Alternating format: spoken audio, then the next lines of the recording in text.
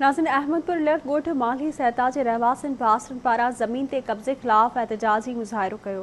इन हवाले सां रिपोर्ट करे रहियो आहे अब्दुल रज़ाक कल्होड़ो। अहमदपुर जे ॻोठ माली सहता जे पीरसन शहबाज नो सातो औरतुनि रिज़वाना खातून जामल खातून ॿारनि आशिक अली ऐं माशूक सातो समेत एहतजाजी मुज़ाहिरो कयो। उन मौक़े ते एहतजाज कंदड़नि जो चवणो हो त ॻोठ जे बासरनि मेवल सातो मलूक अलाडिनो हज़ूर बख़्श सातो अरड़ां ज़रई ज़मीन ते कब्ज़ो करे हथियारबंद वेहारे छॾिया आहिनि, जंहिं करे सख़्त परेशानियुनि खे मुंहुं ॾियण ते मजबूर बणियल आहियूं ऐं तयारु थियल फ़सुल पिणु ज़बरदस्ती खणी विया आहिनि, जंहिंजूं हद जे पुलिस खे शिकायतूं कयूं आहिनि पर को तदारुक करण लाइ तयारु न आहे। हुननि आवाज़ टीवी न्यूज़ सां वधीक ॻाल्हाईंदे चयो त मलूक ऐं मेवल सातो उन्हनि कब्ज़ो कयो ज़मीन अरड़ां जरेवा मियाँ पीर ॻोठ वारे जो फ़ैसिलो थियल आहे, अब्दुल्ला शाह जो फ़ैसिलो, सोनाल शाह जो फ़ैसिलो थियल आहे, 6-7 फ़ैसिला आहिनि, कंहिं फ़ैसिले ते बि नथो बीहे। तरो त असांखे मारण हाणे हिनखे मारण जी कोशिशि आहे त मारींदो, मारण जी धमकियूं थो ॾे, त मारण जी धमकियूं थो ॾे। असांजे अरड़ें जरेबो ज़मीन आहे नवराजन पुल खां हेठां,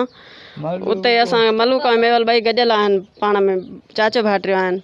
असां सां ज़ुल्म कयो अथऊं, असांजी ॿनी ॿोड़ाए थो छॾे, असांजी कणिक जो फ़सुलु खणी वियो, हर शइ। असांखे हाणे हुन मां ख़तरो आहे। मुंहिंजा नंढड़ा पुट आहिनि, उहे वञनि था, मुंहिंजो मुड़ुसु कुराड़ो आहे, नंढड़ा पुट आहिनि, उहे वञनि था, वॾे उनखे लठियूं हणी भॼाए थो छॾे ॿनीअ तां। उहो रूपश माण्हू वठी उते असांखे रोज़ रोज़ धमकियूं थो ॾे, पुलिस कुझु बि न, एक्शन कोई बि नथी खणे। एसपी साहिब खे असां अपील था कयूं, ख़ुदा करण असांजी मदद कई वञे। DIG साहिब खे बि, SP साहिब खे बि, हद जो सूबेदार कोई बि नथो अचे। 10 थाणनि ते असां इहे रिपोर्टां ॾिनियूं आहिनि, कोई बि असांजी मदद, केर बि हिन ग़रीब जी मदद केर बि नथो करे। इहो ईअं बीमार आहे, होॾे भॼाईंदो थियो थिए निंधण कनि वांगुरु। ख़ुदा कारण असांजी मदद कयो, ग़रीब आहे, न कंदो असां टायर टूप खणी असां हड़ताल कंदासीं, असांखे भले इन खां मरी वञा, रोज़गार असांजो बंदि आहे। असां 12 महीने फसल बि नथो करणु ॾे, न थ्रेशर थो करणु ॾे। बराए महिरबानी SP DIG SHO खे अपील थी कजे त असां ग़रीबनि जी मदद करे।